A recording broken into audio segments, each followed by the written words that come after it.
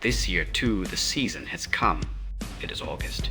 Every year at this time, I cannot help but remember the catastrophe that took place in Hiroshima. On this channel, every year since 2022, we have followed the ground detonation hypothesis of the Hiroshima atomic bombing. In 2022, using Shiraya Mizuhara's book Special Attack Weapon, Atomic Bomb as our entry point, we were the first on YouTube to present the possibility of a water surface detonation, multiple explosions, and execution inside Japan.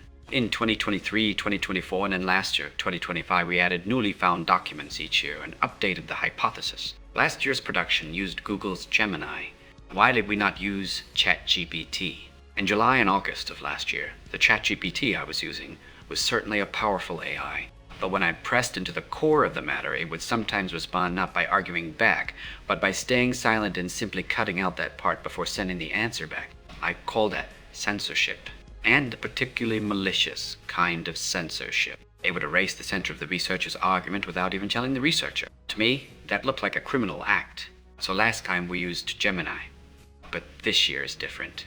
Since this spring, ChatGPT has begun to separate fact from hypothesis, and to follow documents with me all the way to the points I want to press into. And in July, GPT 5.6 arrived in ChatGPT and Codex. Above all, the evolution of Codex as an agent AI is abnormally fast. It cross-reads huge volumes of documents, checks states and people against one another, and assembles scripts, sources, and production workflows inside the same context. Of course, AI does not decide the truth. It is a tool for backing up the hypothesis we have built since 2022 to the point where it will not break and then moving beyond it. Because we're this production capacity this year does not end with a single video. Beginning with this Hiroshima trilogy and continuing through August 15, we are now in a position to publish videos at a frequency we have never had before. And this year we do not stop at ground detonation may have been possible. Who brought it into the city? What was moved? And from where? Who moved people and who seized the site and the records immediately after the explosion? We will expose the actual command structure of the ground detonation. That is this year's attempt.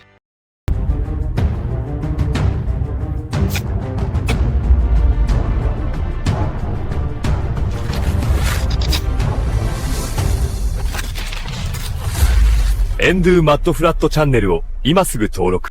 For that reason, the first thing we look at is not the mushroom cloud. What we look at first is the underground that still remains in Hiroshima at this very moment.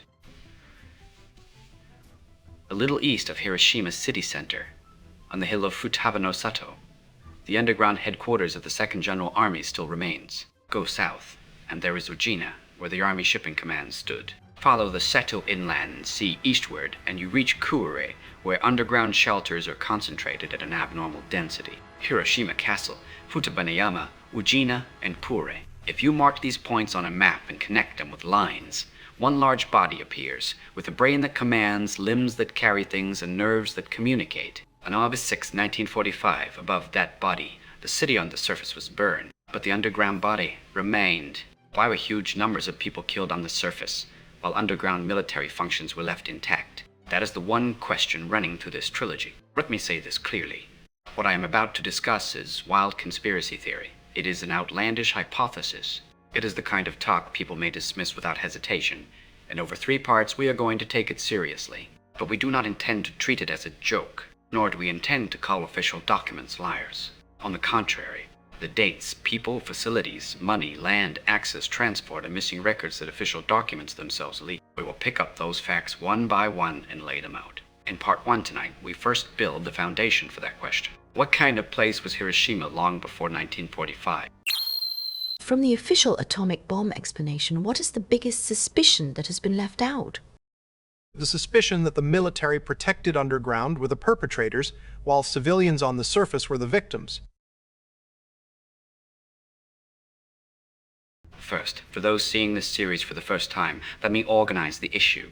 Why do some people doubt the explanation of one atomic bomb? As you know, photographs of Hiroshima immediately after the bombing show buildings gone all the way to the horizon, with the whole city turned into a cleaned-up wasteland. But at the center, directly beneath the point where the bomb is said to have exploded in the air, the atomic bomb dome and the fuel hall still kept their form. Why would a bomb that erased Hiroshima all the way to the horizon leave the buildings directly beneath it? In footage we showed in an earlier video, some buildings kept almost their outer walls intact, while only the interiors were burned black, with internal destruction more severe than external damage. Can a single strike from above really produce destruction like this? There is another testimony we introduced in the first video. On the morning of August 6th, Minoru Honda was flying near Hiroshima in a Japanese Army Shinkai fighter. After the war, when Honda was asked whether he had seen the Enola Gay, he answered, "I did not see it at all." And he said, "I do not think a bomb was dropped from the air, and the explosion came from below." Both the way the city was destroyed and the testimony of a Japanese military pilot in the air that day differ from the scene taught in school. Why does the official one shot from above explanation look so suspicious? Because surviving buildings at the hypocenter, buildings with severe internal damage, and testimony that the explosion came from below do not match the official image of an airburst.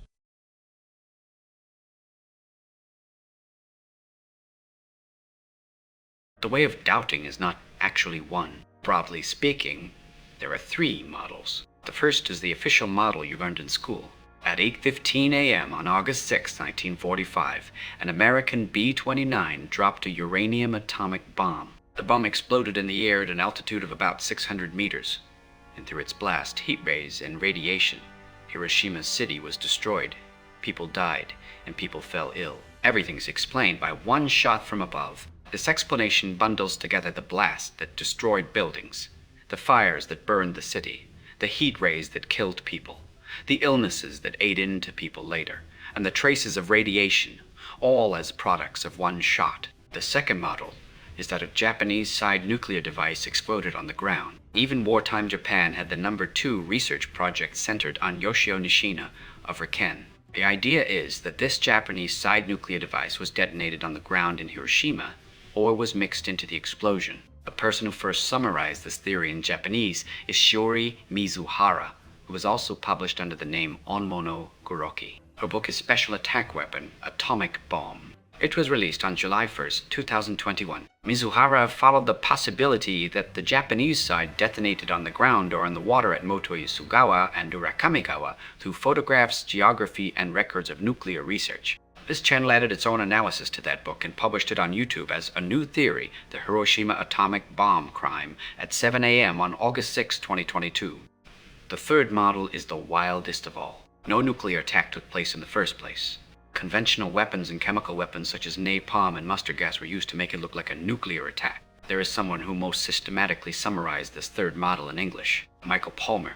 He is a medical researcher and he has made his book Hiroshima Revisited freely available on the web. Its subtitle is Evidence that Napalm and Mustard Gas Helped Disguise a Nuclear Attack. The center of Palmer's argument is symptoms. Many of the symptoms reported in Hiroshima, eye pain, skin blistering, airway damage, and then, days to weeks later, hair loss, bleeding, and blood abnormalities, are not explained by radiation alone. They overlap disturbingly with exposure to sulfur mustard, the so-called mustard gas.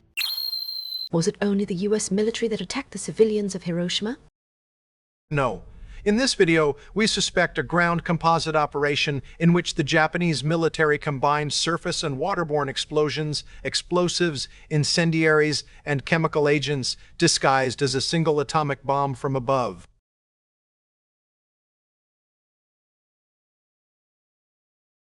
Since 2025, Chikatsu Hayashi has added Palmer's medical materials and Anglo-American documents and pursued the issue in a scholarly way. But Mizuhara's theory and Palmer's theory are not the same. Mizuhara thought a Japanese-side nuclear device was detonated on the ground or on the water.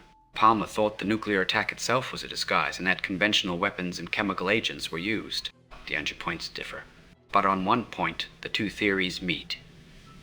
Can everything about Hiroshima be explained by one shot from above? Tonight we move forward from that meeting point. Furthermore, this third model has a background that is hard to dismiss as mere fantasy. Mustard gas was actually being produced in huge quantities very near Hiroshima, Okunoshima, and the Seto Inland Sea. It has sometimes been called the island erased from maps. Here, from 1929 to 1944, the Japanese army secretly mass-produced chemical weapons. The total amount is estimated at about 6,500 tons. Hiroshima, Kure, Iwakuni, and Ujina were directly connected by ships across the Seto Inland Sea, so the materials existed. Sea routes too. What this series examines is a model that connects the second and third theories. We call it the ground composite operation. Conventional explosives, incendiaries, chemical agents, smoke and oxygen deprivation, and local nuclear or radioactive elements. These are placed separately, and aircraft in the sky and the flash are used as signal and camouflage. Could such an operation actually have been carried out in Hiroshima in 1945? Why is the ground composite operation theory more persuasive than the official one-shot theory? Because the pattern of building damage, testimony of explosions from below, symptoms overlapping with chemical agents, mass production on Okunoshima, and the sea route to Hiroshima all connect into one chain.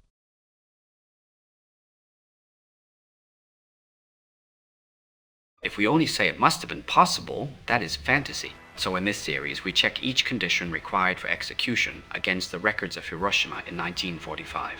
Entry into the city, transport of materials, control of people, recovery immediately after the explosion, and the bundling of symptoms into one explanation. The first of those conditions is, what kind of city was Hiroshima in the first place? Imagine an ordinary regional city, a city hall, a shopping street, schools and temples, and people living there. Hiroshima in 1945 was not that kind of city. Castle. On the site of the castle stood the headquarters of the Chugoku military district, the central organ binding together the army in 5 prefectures of the Chugoku region. And further, the 59th Army. Under the castle were an air defense operations room and a military telephone network. On August 6, the district commander himself died here. Next, Futaba no Sato. On April 8, 1945, the 2nd General Army, formed in preparation for the final battle on the home islands, placed its headquarters in Hiroshima. It was the organization commanding the army in western Japan. And its commander was Field Marshal Shinroku Hata. A headquarters was underground, on a hill. There is one more layer of background here. Before the 2nd General Army was created, the organization binding together the defense of the home islands as a whole was the General Defense Command. Its supreme commander was Prince Narahiko Higashikuni, a member of the imperial family. In April 1945, this organization was abolished, and the home islands were divided into the 1st General Army and the 2nd General Army. The western Japan side of the nationwide defense structure led by the imperial family sat underground in Hiroshima. What does it mean that the 2nd General Army was underground in Hiroshima? It means the Japanese military's executing authority, able to command the ground composite operation from underground while leaving civilians on the surface, was inside Hiroshima. This background connects later to the Meiji era story. Next, Ujina. It is Hiroshima's port. Here stood the Army Shipping Command. The shipping units alone numbered between 5,000 and 6,000. Transport, communications, supply, and medical care. The Army's maritime limbs. From Ujina, the Kiyobashigawa, Motoyasugawa, and Enkogawa rivers extend into the city. In the delta of the Otagawa, there were about 400 old and new gangi, stone quays for unloading cargo from the river, and rice and supplies entered the city from here. Hiroshima was a city pierced inward by port and river. Kure. As I said earlier, of 801 special underground shelters in the prefecture, 648 are in Kure. Military underground spaces capable of command, communications, and storage are concentrated in one city at an abnormal density. At Hiroshima, as of August 6, the regular army alone numbered about 34,100. There were also new recruits to shipping units at Ujina and personnel at munitions factories. It was not a city emptied of young men sent off to war, but a city packed with the command structure and limbs that moved western Japan. Moreover, under the air defense law, the army that issued alerts, the police that moved firefighting, and the neighborhood associations and tonerigumi that handled blackout and evacuation were integrated. The control network for keeping people in their homes, turning off lights, and clearing the roads was already complete. What does it mean that the military could even control civilian movement? The military could either evacuate civilians or leave them in danger on the ground. It may not have failed to prevent mass death. It may have enabled it.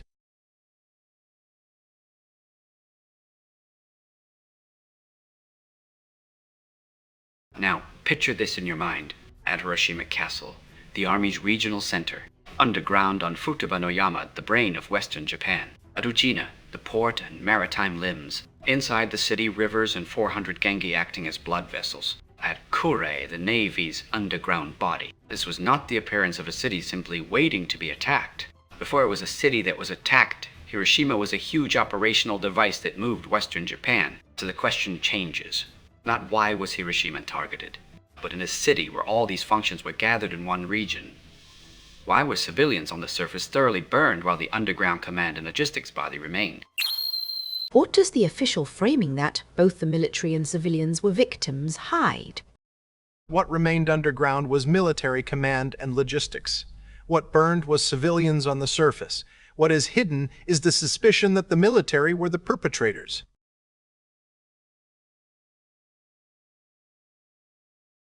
And this device did not suddenly appear in 1945. From here, we turn the clock back 50 years. In 1894, the First Sino-Japanese War began. At that time, the Imperial General Headquarters, the supreme organ commanding the war, was placed not in Tokyo, but in Hiroshima, inside Hiroshima Castle. The Meiji Emperor himself stayed in Hiroshima for about 7 months, a place where the emperor sat away from the capital for more than half a year. In Japanese history, there is no other city like it. Beside the emperor, operations were directed by a member of the imperial family, Prince Tarohito Arisugawa. He was chief of the general staff and chief of staff of the Imperial General Headquarters. Ujina was expanded as a port for sending soldiers and weapons to the continent. Hiroshima was rebuilt into an army base where castle and port formed one body. Kure followed the same current. Between 1889 and 1890, Kure Naval District was opened. The Meiji Emperor visited Kure for the opening and toured shipbuilding, weapons, and warehouses. Inspection of the hospital and reservoir was carried out on his behalf by Prince Arisugawa. What matters here is the content of the facilities. Port, shipbuilding, arsenal, warehouse, hospital, and reservoir. Facilities that control water, stop ships, and store goods. All of these are parts of a later underground body.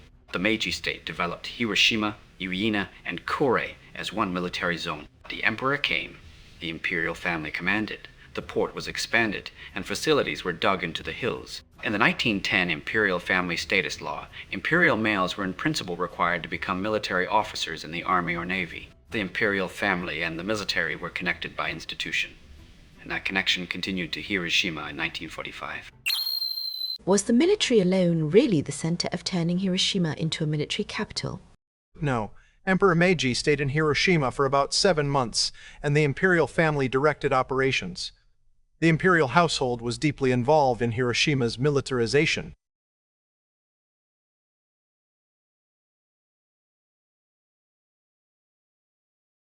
Up to here is the textbook story of Hiroshima, the military capital. From here, we go one step further. Did the people of Meiji build all of this from zero? Port and river transport, spaces inside mountains, facilities that control water. Was there a skeletal geography already in place, which the Meiji government found, inherited, and reused as military facilities? On this channel, we have followed underground spaces across Japan, the mud flood, and traces of earlier civilizations. Every time we look at mines, military ports, and castle undergrounds across the country, the same question appears. Was it suddenly dug in the modern era?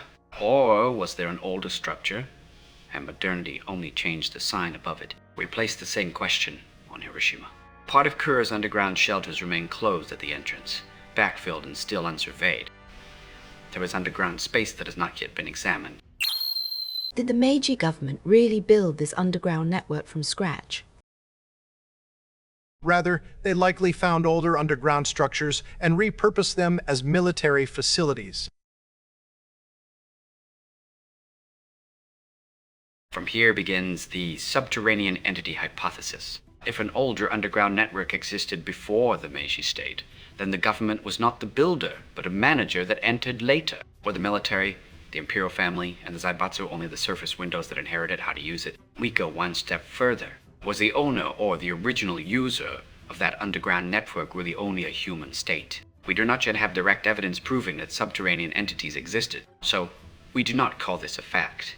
But this year I will not leave this hypothesis as final decoration. Hiroshima Castle's underground headquarters, the brain of Futaba no Yama, the port at Ujina, the huge underground complex at Kure. Even when the names of surface regimes and armies changed, only the body below continued to be used. And in the end, huge numbers of people died on the surface while underground functions remained. If a non-human operating subject existed underground or still exists there now, were the states and military secret departments not enemies of that existence, but instead in a relationship where, in exchange for protecting the underground, they offered up people on the surface? Domestic power struggles alone leave too much unexplained. Why was it necessary to burn this many ordinary civilians at once? The largest hypothesis that explains that excess is sacrifice. If an existence underground required huge numbers of people on the surface, then the state, the military, and a secret minority cell may have supplied human beings. What was the purpose of killing huge numbers of civilians on the surface while leaving only the underground intact? Possibly to offer humans on the surface as sacrifices to subterranean beings, protecting what existed and functioned underground.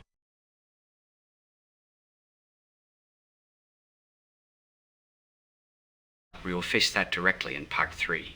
Tonight first plays at the center of the story, the possibility that subterranean entities were protected. Finally, let me add one fact. In June 1945, a certain figure was posted to Hiroshima as education staff officer of the 2nd General Army, Rigo Gong.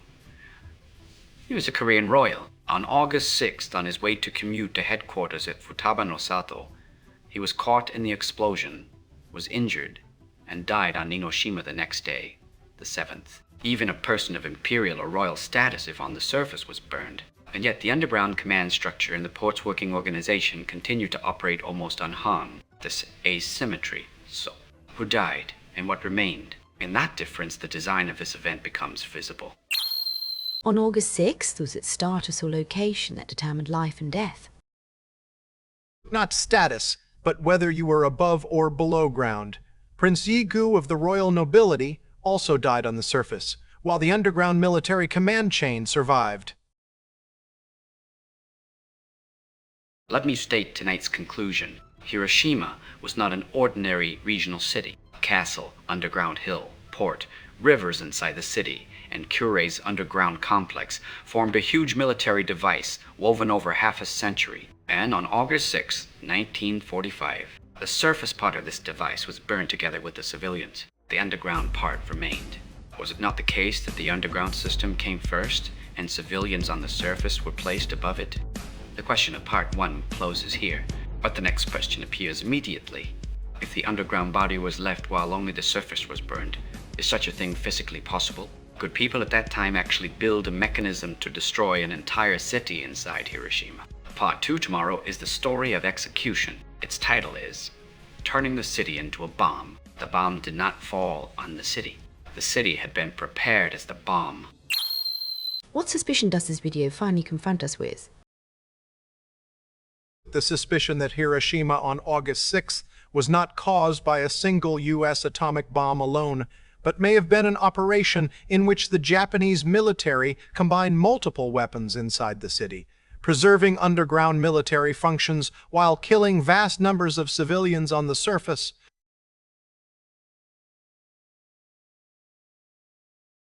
We will look at the concrete steps of that preparation through the work called Building Evacuation, which continued from August 5 into August 6. This time, too, it was because we used AI that we were able to investigate Hiroshima Castle, Futaba no Yama, Ujina, and Kure as one underground network. The way this video itself was made has also changed greatly because of AI. Now we leave document organization, cross-checking, and detailed production work to codex and reduce labor as much as possible. But the beginning was a smartphone. Ask a question about a doubt, ask for an investigation, ask for the images you need.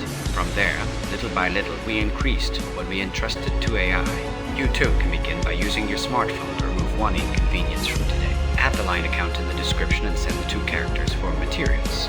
We're giving away for free a document that collects 10 ways to fully delegate to AI using only a smartphone with ready-made request texts you can send as they are. You do not need a computer or special settings. If you answer the 3 questions at the end of the document and reply, I will read them and send back your next step.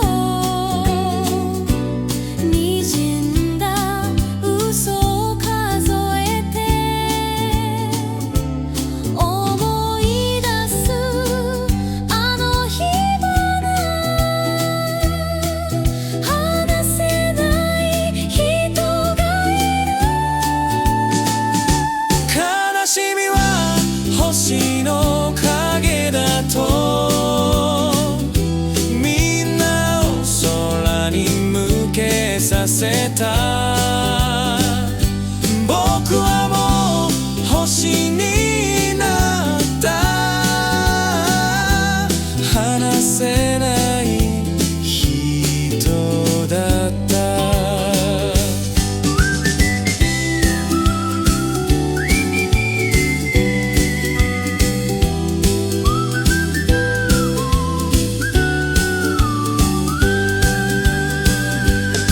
6と8と9の数字に僕の本当の声を隠したいつか届くと信じてた一人ぼっちの夜幸せは雲の上じゃない幸せは空の上じゃないあの日見たのは偽りの雲もう嘘はつけないよ上を向いて歩こう涙がこぼれてしまっても信じ